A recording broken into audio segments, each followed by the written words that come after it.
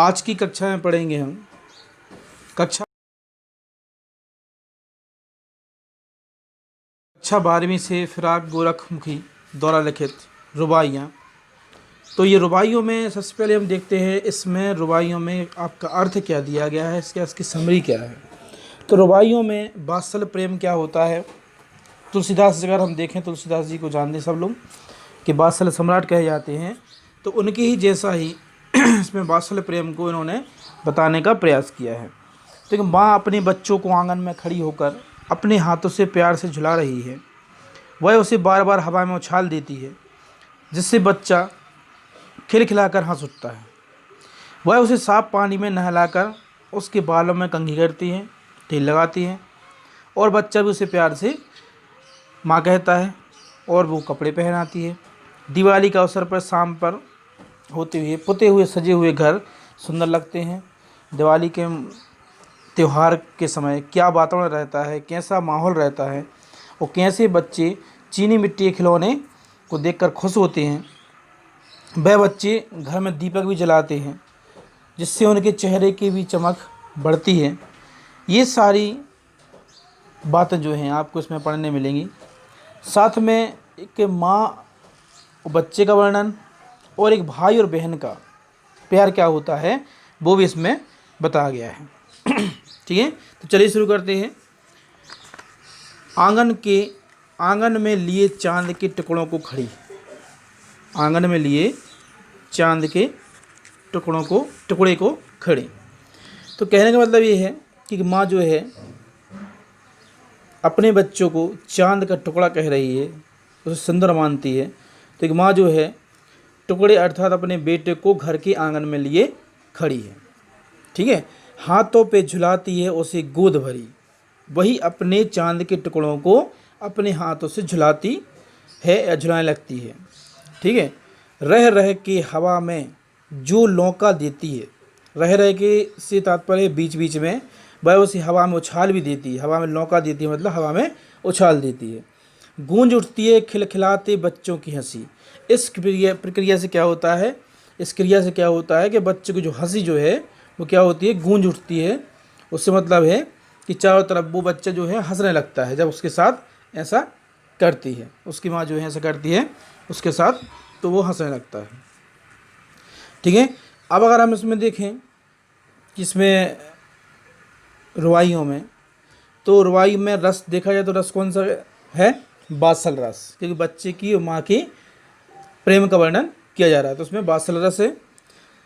साथ में चांद की टुकड़ा, ये मुहावरों का इसमें सुंदर प्रयोग किया गया है। चांद का टुकड़ा जो है मुहावरा होता है। रह रहकर, तो इसमें पुनरुक्ति प्रकाश अलंकार का प्रयोग किया गया है। अगर इसकी भाषा की बात करें तो उर्दू हिंदी मिश्रित भाषा का इसमें प्रयोग किया गया है।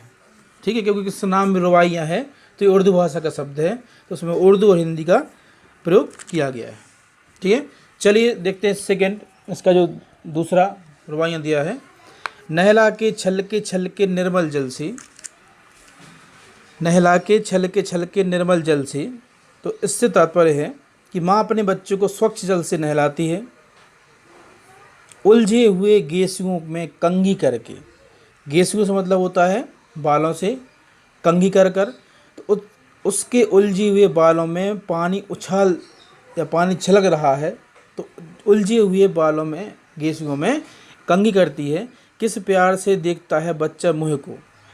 तो माँ कहती है ऐसा करने से बच्चा कैसे कितने अच्छे प्यार से देखता है माँ के मुँह को, जब घुटनियों में लेके वह पहनाती कपड़े, जब उसे अपनी गोद में लेकर वो कपड़े पहनाती है तो बच्चा कितने प्यार से कितने अच्छे तरीके से उसको देखता है।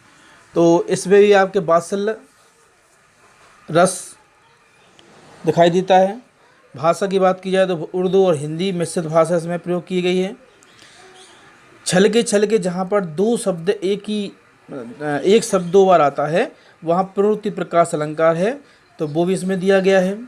अगर इसमें देखें कंघी करके, तो का और का की आवृत्ति हुई है, तो इसमें अनुप्रास अलंकार भी है। ठीक है, और छंद की बात की जाए तो छंद का नाम है इसमें रुबाइयाँ। जो रुबाइयाँ नाम दिया गया है वो उसके छंद का नाम भी है। चलिए आगे देखते हैं अब। दिवाली की शाम घर पुते और सजे, चीनी के खिलौने जगमगाते लावे। तो इसमें कवि कहना चाहता है, शायर कहना चाहते हैं कि आज दिवाली की शाम है, इस अवसर पर घर रंग रोगन से मतलब है पुताई करके सजा हुआ है। तो जब दिवाली आती है तो घर जो है उसको कलर करके, उसको रंग करके, सफाई करके सजा देते हैं। ठीक है, तो वैसा ही इसमें सजा हुआ है। वो रूपवती मुखड़े पे एक नम दमक, बच्चे के घरौंदे में जलती हैं दिए। तो घरों में चीनी के खिलौने, हमने देख लिया था, चीनी के खिलौने जगमगाते लावे हैं। तो चीनी के खिलौने लाते हैं, रोशनी भी की जाती है, माँ के सुंदर मुँह पर हल्की चमक सी आ जाती है जब वह अब बच्चे को छोटे से घर में दिया जलाती है। तो उसका बच्चे का भी एक छोटा सा घर रहता है और उस घर में भी वो दिया जलाती है, तो उसका चेहरा भी देखने लायक बनता है।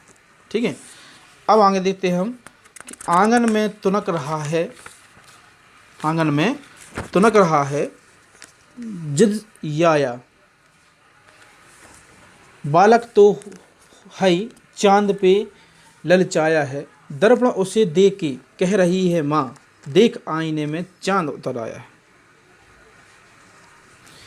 तो इसमें शायर कहना चाहते हैं कि छोटा बच्चा आंगन में मचल रहा है, आंगन में ठुनक रहा है जिद याया, एक जिद लेकर, एक इच्छा लेकर वह आंगन में क्या कर रहा है, मचल रहा है। ठीक है, बालक तो है ही चांद पे ललचाया, बालक तो किस पे, चांद पे ललचा रहा है कि उसको चांद चाहिए है, आकाश के चांद को वो लेने की बात कर रहा है। दर्पण उसे देख के कह रही है माँ, आईना उसे देखकर माँ कह रही है कि आईना में उसको चांद वो दिखा सकती है, क्योंकि चांद तो दे नहीं सकती है। तो दर्पण को देकर कह रही है माँ, देख आईने में चांद उतर आया है।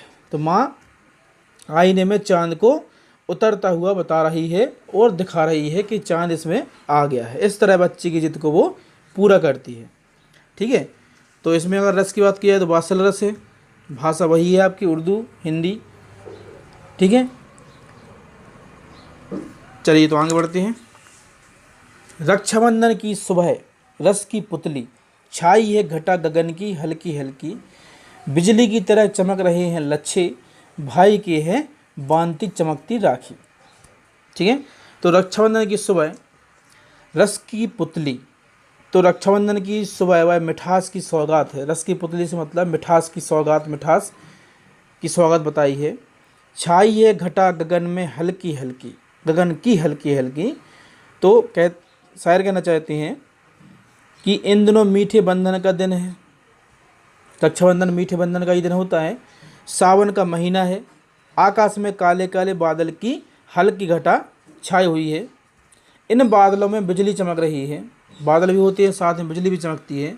इसी तरह राखी के बिजली की तरह चमक रहे हैं लच्छे, तो राखी के लच्छे भी बिजली की तरह चमक रहे हैं। भाई के हैं बांधती चमकती राखी, और भाई भी अपने भाई की कलाई पर उसकी बहन जो है चमकती राखी बांधती है, और ऐसे वो रक्षाबंधन का त्यौहार को मनाते हैं। इसमें भी आपके रुबाइया छंद है। भाषा की बात की जाए तो उर्दू फारसी भाषा है, उर्दू और हिंदी भाषा सॉरी। हल्की हल्की शब्द दो बार आया है, जिसमें आप जानते हैं पूर्वोक्ति प्रकाश अलंकार है। बिजली की चमक रहे हैं लच्छे, बिजली की तरह चमक रहे हैं लच्छे, इसमें उपमा अलंकार है। ठीक है, तो ये आपकी कक्षा 12वीं से रुबाइयाँ फ़राक गोरखमुखी द्वारा ये बताया हमने। अब अगली क्लास में हम इन्हीं का दूसरा जो इसमें रुबाइयाँ और गज़ल दी हैं, तो इसके बाद वाली क्लास में हम गज़ल को पढ़ेंगे।